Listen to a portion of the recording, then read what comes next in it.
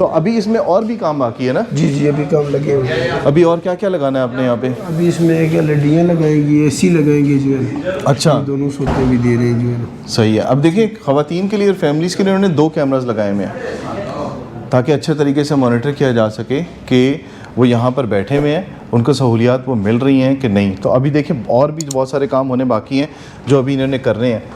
तो कितनी बड़ी आपने देखी होगी चेंज यहाँ पे इस्लामाबाद के अंदर, सिक्योरिटी के लिहाज से, सफ़र को महफूज बनाने के लिहाज से और मुसाफिरों की सहूलत के लिए। आप कहाँ लेके जाएंगे जी? अभी आपको मस्जिद की तरफ आए जी, आपको मस्जिद दिखाते हैं। ये जो एरिया ये मस्जिद के लिए बनाया है? जी ठीक ये है। पहले मस्जिद थी, इसमें कुछ मामलात ऐसे थे। ये ऊपर होटल वालों का गटर है, ये लीकेज हो गया।